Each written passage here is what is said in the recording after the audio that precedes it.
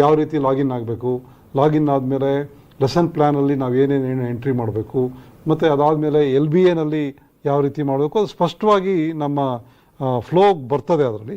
But ಈಗ ಅವರೊಂದು live ಒಂದು ತೋರಿಸ್ತಾರೆ, ಒಂದು ಸ್ಕೂಲ್ಗೆ ಲಾಗಿನ್ ಆಗಿಬಿಟ್ಟು ಯಾವ ಥರ ಮಾಡಬೇಕು ಅನ್ನೋದನ್ನು. ಸೊ ಅದು ನೋಡಿದಾಗ ನಿಮ್ಗೆ ಇನ್ನೂ ಸ್ವಲ್ಪ ಕ್ಲಾರಿಟಿ ಬರುತ್ತೆ. ಸೊ ಇಲ್ಲಿ ಲೆಸನ್ ಬೇಸ್ಡ್ ಅಸೆಸ್ಮೆಂಟ್ಗೆ ಟೀಚರ್ ಲಾಗಿನ್ ಇದೆ, ಸೊ ಟೀಚರ್ ಪ್ರೊಫೈಲ್ ಇದೆ, ನೆಕ್ಸ್ಟ್ ಲೆಸನ್ ಪ್ಲಾನ್ ಇದೆ, ಅಸೆಸ್ಮೆಂಟ್ ಇದೆ, ಲೆಸನ್ ಪ್ಲಾನ್. ಸೊ ನೋಡಿ ಇಲ್ಲಿ ಲೆಸನ್ ಪ್ಲಾನ್ ಇದೆ. ಈಗ ಜುಲೈ ತಿಂಗಳು 1ನೇ ತಾರೀಕಿನಿಂದ 31ನೇ ತಾರೀಕುವರೆಗೂ ನೀವು ಮಾಡ್ತಕ್ಕಂಥ ಎಲ್ಲ ಆ್ಯಕ್ಟಿವಿಟೀಸು ಅದರಲ್ಲಿದೆ. ಸೊ ನೀವು ಯಾವ ಡೇಟಲ್ಲಿ ಯಾವ ವಿಷಯದಲ್ಲಿ ನಿಮ್ಮ ಲೆಸನ್ ಪ್ಲಾನ್ ಬೇಕೋ ಅದನ್ನು ಸೆಲೆಕ್ಟ್ ಮಾಡ್ಕೋಬೋದು, ತೋರಿಸ್ತಾರೆ ನೋಡಿ ಅವರು. ಉದಾಹರಣೆಗೆ ಮೀಡಿಯಮ್ ಇದೆ, ಯಾವ ಮೀಡಿಯಮ್ದು ಕ್ಲಾಸು, ಮತ್ತು ಸೆಲೆಕ್ಟೆಡ್ ಕ್ಲಾಸ್ ಯಾವುದು, ಅಲ್ಲಿ 1ರಿಂದ 7 ಇಲ್ವಾ ಸರ್? ಇದು ಹೈಸ್ಕೂಲ್ ಇದೆ, only for high school. No sir, ಇದು ಸ್ಕೂಲ್ ನೀವು ಸೆಲೆಕ್ಟ್ ಮಾಡಿರೋ ಸ್ಕೂಲ್ 7. ಓಕೆ ನೋಡಿ, ವೆರಿ ಗುಡ್. ಸೊ ಇವರು ಸೆಲೆಕ್ಟ್ ಮಾಡಿರ್ತಕ್ಕಂಥ ಸ್ಕೂಲ್ ಹೈಸ್ಕೂಲ್ ಆಗಿರೋದ್ರಿಂದ ಅಲ್ಲಿ 8, 9, 10 ಮಾತ್ರ ಕಾಣಿಸ್ತಾ ಇದೆ. ಸಪೋಸ್ ನಿಮ್ಮ ಸ್ಕೂಲ್ ಆಗಿದ್ರೆ ಅದೇನಾದ್ರು ಪ್ರೈಮರಿ ಸ್ಕೂಲ್ ಆಗಿದ್ರೆ 1 to 5 ಅಥವಾ 1 to 7 ಇದ್ರೆ ಅದನ್ನು ತೋರಿಸ್ತದೆ ಅದು. ಸರ್ ಚಾಪ್ಟರ್ ನೇಮ್ಸ್ ಎಲ್ಲ, ಸೊ ಇಲ್ಲಿ ಚಾಪ್ಟರ್ಸ್ಗಳು ಸಹ ಎಲ್ಲ ಮುಂಚೆನೇ ಹಾಕ್ಬಿಟ್ಟಿರ್ತಾರೆ. ಪ್ರತಿ ಸಬ್ಜೆಕ್ಟ್ಗೂ ಚಾಪ್ಟರ್ಸ್ ಎಲ್ಲ ಅಲ್ಲೇ ಬಂದ್ಬಿಟ್ಟಿರುತ್ತೆ. ಸೊ ಲರ್ನಿಂಗ್ ಔಟ್ಕಮ್ ಅಂತಂದ್ರೂ ಅವರಿಗೆ ಟೈಪ್ ಮಾಡ್ಲಿಕ್ಕೂ ಅವಕಾಶ ಕೊಟ್ಟಿದ್ದೀರಾ. ಅದರ್ ಆಪ್ಷನ್ ಸೆಲೆಕ್ಟ್ ಮಾಡ್ಕೊಂಡು ಅವ್ರು ಫೀಡ್ ಎಂಟ್ರಿ ಮಾಡ್ಬೋದು. ನೆಕ್ಸ್ಟ್ ಅವರಿಗೆ ಆಕ್ಟಿವಿಟೀಸ್ ಸೆಲೆಕ್ಟ್ ಮಾಡ್ಲಿಕ್ಕೆ ಅವಕಾಶ ಇದೆ. ಇಲ್ಲಿ ಗ್ರೂಪ್ ಆಫ್ ಆಕ್ಟಿವಿಟೀಸ್ ಕೊಟ್ಟಿದ್ದಾರೆ. ಅಂದರೆ ಒಂದು ಸಬ್ಜೆಕ್ಟನ್ನು ಪಾಠ ಮಾಡುವಂಥ ಸಂದರ್ಭದಲ್ಲಿ ನಾವು ಮಾಡಬಹುದಾಗಿರ್ತಕ್ಕಂಥ ಎಲ್ಲ ಆಕ್ಟಿವಿಟೀಸ್ಗಳ ಪಟ್ಟಿ ಇದು. ಸೊ ಇದರಲ್ಲಿ ನೀವು ಅವತ್ತಿನ ದಿವಸ ಏನು ಪಾಠ ಮಾಡ್ತೀರಿ ಆ ವಿಷಯಕ್ಕೆ ಸಂಬಂಧಪಟ್ಟಂತೆ ನೀವು ಮಾಡಬಹುದಾಗಿರ್ತಕ್ಕಂಥ ಚಟುವಟಿಕೆನ ಟಿಕ್ ಮಾಡಿದ್ರೆ ಸಾಕು, ಅದು ಅಲ್ಲೋಗಿ ಕೂತ್ಕೊಳ್ಳುತ್ತೆ. ಅದಿನ್ನು ವರ್ಕೌಟ್ ಆಗ್ತಾ ಇದೆ ಸರ್, ಇನ್ನೊಂದಷ್ಟು ಆಡ್ ಆಗುತ್ತೆ ಆಕ್ಟಿವಿಟೀಸ್. ಇನ್ನೂ ಆಕ್ಟಿವಿಟೀಸ್ ಆಡ್ ಮಾಡಬಹುದು, ಡೆಫಿನೆಟ್ಲಿ. ನೀವು ಸಜೆಸ್ಟ್ ಮಾಡಿದ್ರೆ ನಾವು ಇನ್ನೂ ಸ್ವಲ್ಪ ಆಕ್ಟಿವಿಟೀಸ್ ಅನ್ನು ಆಡ್ ಮಾಡ್ತೀವಿ ಅದಕ್ಕೆ. ಎಸ್. ಆಮೇಲೆ ಚಾಪ್ಟರ್ ವೈಸ್ ಅಸೆಸ್ಮೆಂಟ್ ಅನ್ನ ಹಾಕಬೇಕು. ಲರ್ನಿಂಗ್ ಔಟ್ಕಮ್ ಅನ್ನ ಬರಿಬೇಕಾಗತ್ತೆ ಅವರು. ಆಲ್ ಮ್ಯಾಂಡೇಟರಿ ಫೀಲ್ಡ್ಸ್ ಎಲ್ಲವೂ ಕೂಡ ಇದು ಅಪ್ಡೇಟ್ ಆಗುತ್ತೆ ಅಲ್ವಾ ಶೈಲೇಶ್? ಆಕ್ಟಿವಿಟೀಸ್ ಇನ್ನೂ ಅಪ್ಡೇಟ್ ಆಗಬೇಕು. ನೀವು ಏನೋ ಸ್ವಲ್ಪ ಹಾಕಿದ್ದೀರಾ, ಸೊ ನಮ್ಮ ಕಡೆಯಿಂದ ತಗೊಂಡು ಇನ್ನೂ ಜಾಸ್ತಿ ಆಕ್ಟಿವಿಟೀಸ್ ಅನ್ನ ಅಪ್ಡೇಟ್ ಮಾಡಬೇಕಾಗತ್ತೆ ಅಲ್ಲಿ. ಸೊ ಈ ತರ ನಾವು 10th ಸ್ಟ್ಯಾಂಡರ್ಡ್ಗೆ ಸಬ್ಜೆಕ್ಟ್ ಕನ್ನಡಗೆ ಒಂದು ಲೆಸನ್ ಪ್ಲಾನ್ ಅನ್ನ ಅಪ್ಡೇಟ್ ಮಾಡಿದೀವಿ. ಒಂದು ಟೀಚರ್. ಸೊ ಈ ಲೆಸನ್ ಪ್ಲಾನ್ ಅನ್ನ HM ಲಾಗಿನ್ ಒಳಗಡೆ ಅವರು ಚೆಕ್ ಮಾಡ್ಕೋಬಹುದು. ಈ ತರ ಡೀಟೇಲ್ಸ್ ಎಲ್ಲ ಅವರಿಗೆ ಕಾಣುತ್ತೆ, ಏನೇನು ಟೀಚರ್ ಅಪ್ಡೇಟ್ ಮಾಡಿದ್ದಾರೆ, ಇದಾಗಿದೆ ಅಂತ.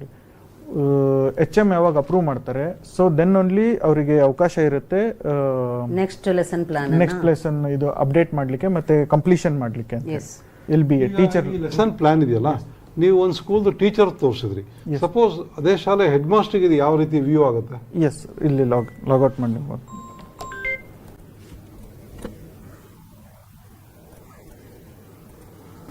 ಸೊ ಹೆಡ್ ಮಾಸ್ಟರ್ದು ನಂಬರ್ ಯೂಸರ್ ನೇಮ್ ಹೊಡಿಬೇಕು ಅಲ್ವಾ? ಅವ್ರ user name school DISE code ಆಗಿರುತ್ತಾ? ಹೇಗೆ ಅವ್ರ ಯೂಸರ್ ನೇಮ್ ಏನಿದೆ? ಯೂಸರ್ ನೇಮ್ SATS ಒಳಗಡೆ ಅವರು ಯಾವ ತರ ಎಂಟ್ರಿ ಮಾಡ್ಕೊಂಡಿದ್ದಾರೆ, ರಿಜಿಸ್ಟರ್ ಯಾವ ತರ ಮಾಡಿದ್ದಾರೆ. ಓಕೆ, ಈಗ ಇದುವರೆಗೆ ಏನು ಬಳಸ್ತಾ ಇದ್ದಾರೆ ಅವರು ಅದೇ ಆಗಿರುತ್ತೆ, ಸೇಮ್ ಇರುತ್ತೆ. ಓಕೆ.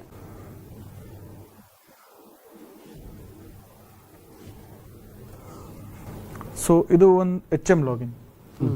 ಅಲ್ಲಿ ಟೀಚರ್ ಒತ್ತಿದ್ಮೇಲೆ ಇದು ಅವರು ಡೇಟಾ ಎಂಟ್ರಿ ಮಾಡಿದ್ಮೇಲೆ ಹೆಡ್ ಮಾಸ್ಟರ್ಗೆ ಹೆಂಗ್ ಕಾಣುತ್ತೆ ಅಂತ ನೋಡೋದು ಈಗ.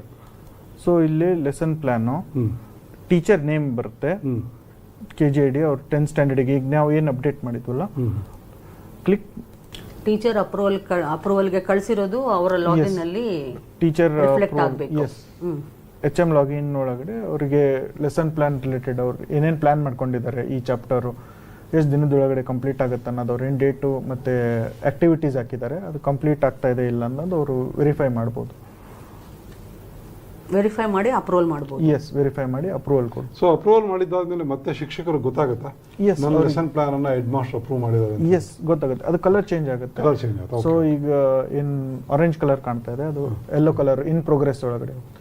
ಅವ್ರು ಯಾವಾಗ ಸ್ಟೇಟಸ್ ಚಾಪ್ಟರ್ ಎಂಡ್ ಆಗುತ್ತೆ ಅವಾಗ ಅವರು ಕಂಪ್ಲೀಟ್ ಅಂತ ಮಾಡ್ತಾರೆ. Status complete, number of periods ಎಷ್ಟು ತಗೊಂಡಿದ್ದಾರೆ ಅಂತ ಹೇಳಿ ಎಂಟ್ರಿ ಮಾಡ್ತಾರೆ. ಡಿಸ್ಪ್ಲೇ ಆಗ್ತಾ ಇಲ್ಲ, ಏನು ಪ್ರಾಬ್ಲಮ್? ಚೆಕ್ ಮಾಡಿ.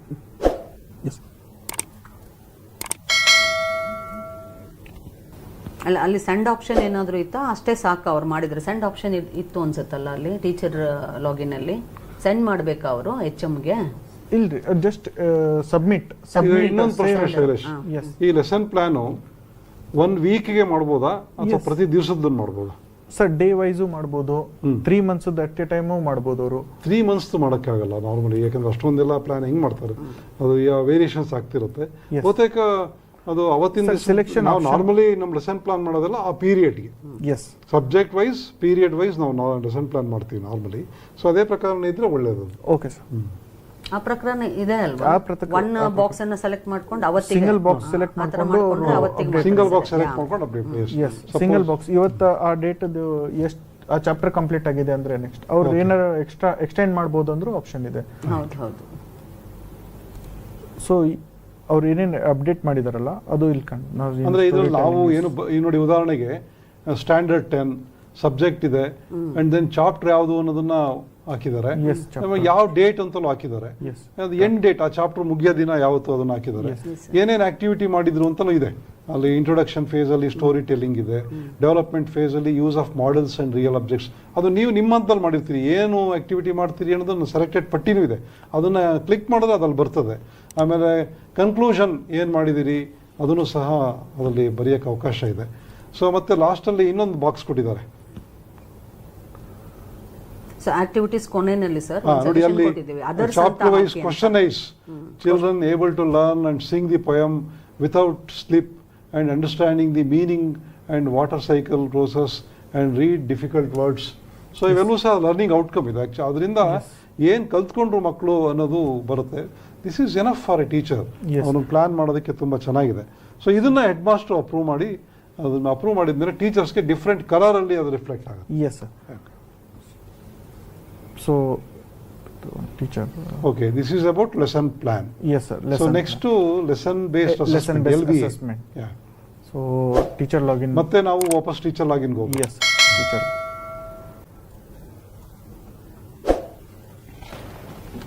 ಆಕ್ಚುಲಿ ಇದು ಟೀಚರ್ ಫ್ರೆಂಡ್ಲಿ ಇದೆ ಸರ್. ಶಿಕ್ಷಕರಿಗೆ ಮ್ಯಾನ್ಯುಯಲ್ ವರ್ಕ್ ತುಂಬಾ ಕಡಿಮೆ ಆಗುತ್ತೆ ಇದರಿಂದ. ಹೌದು. ಲೆಸನ್ ಪ್ಲಾನು ಅಷ್ಟೇ, LBA ಏನು ಮಾರ್ಕ್ಸ್ ಎಂಟ್ರಿ ಮಾಡ್ತಾರಲ್ಲ ಸರ್, ಮ್ಯಾಥ್ಸ್ ಮತ್ತು ಗ್ರೇಡ್ಸು ಮತ್ತು ಅನಾಲಿಸಿಸ್ ರಿಪೋರ್ಟ್ಸ್ ಅದನ್ನೆಲ್ಲಾನು ಜನರೇಟ್ ಮಾಡ್ಕೊಂಡು ಒಂದು ಫೈಲಿಗೆ ಹಾಕ್ಕೊಂಡ್ರೆ ಸಾಕು. ಅವ್ರು ಬರೆಯುವಂಥ ಕೆಲಸ ಸಿಕ್ಕಾಪಟ್ಟೆ ಕೆಲಸ ಕಡಿಮೆ ಆಗುತ್ತೆ. ಸೊ ಹಾಗಾಗಿ ಇದು ಟೀಚರ್ ಫ್ರೆಂಡ್ಲಿ ಇದೆ ಅಂತ ಕೂಡ ಹೇಳ್ಬಹುದು, ಹೇಳ್ತಾರೆ ಅನ್ಕೊಳ್ತೀನಿ. ಇಲ್ಲೂ ಸಹ ಲೆಸನ್ ಬೇಸ್ಡ್ ಅಸೆಸ್ಮೆಂಟ್ ಅಲ್ಲಿ ಸ್ಕೂಲ್ ನೇಮ್ ಅದೆಲ್ಲ ಆಟೋ ಸೆಲೆಕ್ಟ್ ಆಗುತ್ತೆ.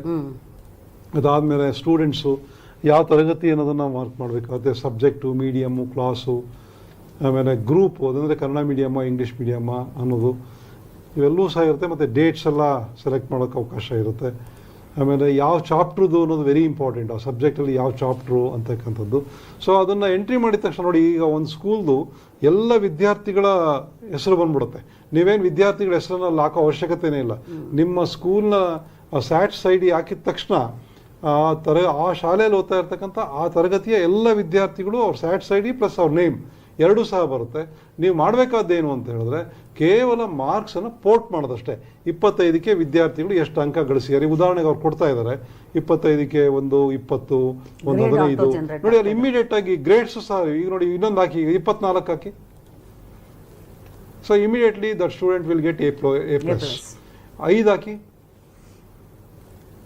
You will get C. So ಒಂದು ತರಗತಿನಲ್ಲಿ 40 ಜನ ವಿದ್ಯಾರ್ಥಿಗಳಿದ್ದಾರೆ ಅಂತ ಹೇಳಿದ್ರೆ ಎಷ್ಟು ಜನ A, ಎಷ್ಟು ಜನ A+, B+ ಆ್ಯಂಡ್ C ತೆಗೆದುಕೊಂಡಿದ್ದಾರೆ ಅಂತಕ್ಕಂಥದ್ದು ಇಮಿಡಿಯೇಟ್ ಆಗಿ ಗೊತ್ತಾಗುತ್ತೆ. ಮತ್ತು ಅದರಿಂದ ಏನಾಗುತ್ತೆ, ಆ ವಿಷಯದಲ್ಲಿ ಆ ಒಂದು ಚಾಪ್ಟರ್ಲಿ ಯಾರು C ಗ್ರೇಡಲ್ಲಿದ್ದಾರೆ, ಯಾರನ್ನು ನಾನು ಹೆಚ್ಚು ಇದೇನು ಪುನರ್ಬೋಧನೆಗೆ ಒಳಪಡಿಸಬೇಕು, ರೆಮಿಡಿಯಲ್ ಟೀಚಿಂಗ್ ಕಂಡಕ್ಟ್ ಮಾಡಬೇಕು ಅನ್ನೋದು ಆ ಟೀಚರ್ಸ್ಗೂ ಗೊತ್ತಾಗುತ್ತೆ ಮತ್ತು ಹೆಡ್ ಮಾಸ್ಟರ್ಗೂ ಸಹ ಗೊತ್ತಾಗುತ್ತೆ ಇದರಲ್ಲಿ. ಸೊ ಇದ್ರದ್ದು ವಿಶೇಷ ಇದೇನೆ, ಮಾರ್ಕ್ಸ್ ಹಾಕಿದ ತಕ್ಷಣ ಗ್ರೇಡ್ ಬರುತ್ತೆ. ಈವನ್ FA1 FA2 ಮಾಡಿದಾಗಲೂ ಸಹ ಅದೇ ರೀತಿಯಲ್ಲಿ ಬರ್ತಿದೆ. ಸೊ FA1 ಅಲ್ಲಿ ಏನು ಮಾಡ್ತಾ ಇದ್ವಿ, ಒಂದು 2-3 ಚಾಪ್ಟರ್ಸ್ ಸೇರಿಸಿ ಪರೀಕ್ಷೆ ಮಾಡಿ ಮಾರ್ಕ್ಸ್ ಅನ್ನು ಎಂಟ್ರಿ ಮಾಡ್ತಾ ಇದ್ವಿ. ಆದರೆ ಇಲ್ಲಿ ಪ್ರತಿ ಚಾಪ್ಟರ್ಗೂ ಮಾಡ್ತಾ ಇದ್ದೀವಿ. ಅಷ್ಟು ಬಿಟ್ಟರೆ ನಿಮಗೆಲ್ಲ ಗೊತ್ತಿರ್ತಕ್ಕಂಥ ಆಕ್ಟಿವಿಟಿನೇ, ಇದರಲ್ಲಿ ಯಾವುದೇ ಹೊಸದಾಗಲಿ ಏನೂ ಇಲ್ಲ. ಸೊ ಒಂದೇ ಒಂದು ಏನಪ್ಪ ಅಂತ ಹೇಳಿದ್ರೆ, ಇಲ್ಲಿ ಆಗಿರ್ತಕ್ಕಂಥ ಎಲ್ಲ ಅಂಶಗಳು ಕನ್ಸಾಲ್ಟೇಷನ್ ಆದಮೇಲೆ ಬೇರೆಯವ್ರಿಗೆ ಗೊತ್ತಾಗುತ್ತೆ. ಅಂದರೆ CRP ಅವ್ರ ಲೆವೆಲ್ ಅವ್ರಿಗೆ ಗೊತ್ತಾಗುತ್ತೆ, ಆ್ಯಂಡ್ ದೆನ್ BO ಗೊತ್ತಾಗುತ್ತೆ, DDPI ಗೊತ್ತಾಗುತ್ತೆ, ಸ್ಟೇಟ್ ಹಂತದಲ್ಲಿ ಗೊತ್ತಾಗುತ್ತೆ. ಸೊ ಪ್ರತಿ ಶಾಲೆಯಲ್ಲಿ ಏನು ನಡೀತಾ ಇದೆ ಅಂತಕ್ಕಂಥದ್ದು ಎಲ್ರಿಗೂ ಗೊತ್ತಾಗುತ್ತೆ. ಅದೊಂದು ಬಿಟ್ಟರೆ ಉಳಿದಿರ್ತಕ್ಕಂಥ ಎಲ್ಲ ಅಂಶಗಳು ಬಹುತೇಕ ಸೇಮ್ ಇದೆ. ಅದೊಂದು ಮತ್ತೆ ಇದು ಸರ್ ಅನಾಲಿಸಿಸ್ ರಿಪೋರ್ಟ್ಸ್ ಅನ್ನ ಯಾವ ರೀತಿ ಬೇಕು, ಸಿ ಬಂದಿರೋರು ಎಷ್ಟು, A+ ಬಂದಿರೋರು ಎಷ್ಟು, ಅವರಿಗೆ ಯಾವ್ಯಾವ ಸ್ಟ್ರಾಟಜೀಸ್ ನ ಅಥವಾ ಇದನ್ನ ಆಕ್ಟಿವಿಟೀಸ್ ಅನ್ನ ಮಾಡಿಸಬಹುದು, ವಿದ್ಯಾರ್ಥಿಗಳನ್ನ ವಿಂಗಡಿಸ್ಕೊಳ್ಳಕ್ಕೆ ಅನುಕೂಲ ಆಗುತ್ತೆ. Yes sir. ಎಸ್.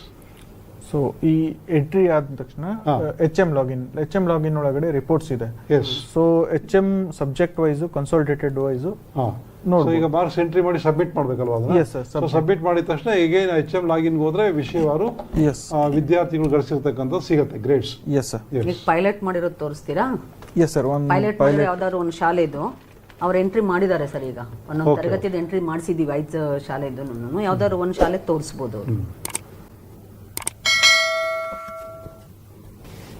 ಸೊ ಅವರು ಸೊ HMಗೆ ಯಾವ ತರ ಕಾಣುತ್ತೆ ನೋಡಿ, ಈ ತರ ಬರುತ್ತೆ.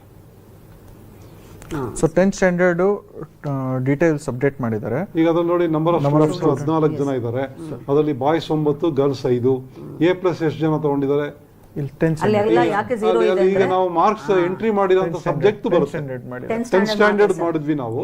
ಅದರಲ್ಲಿ ನೋಡಿ ಆ ತರ ಬರುತ್ತೆ. ಬಾಯ್ಸ್ 9, 11. A+ 3 ಜನ ಇದ್ದಾರೆ, A 5 ಜನ ಇದ್ದಾರೆ, ಅಂಡ್ B+1, B 2. ಈ ತರ ಅದು ಸಬ್ಜೆಕ್ಟ್ ವೈಸ್ ಸಿಗುತ್ತೆ ಸರ್. C 9 ಇದ್ದಾರೆ. 9 ಅಂದ್ರೆ ಐ ಥಿಂಕ್ C+ ಅಂದ್ರೆ ಫೇಲ್.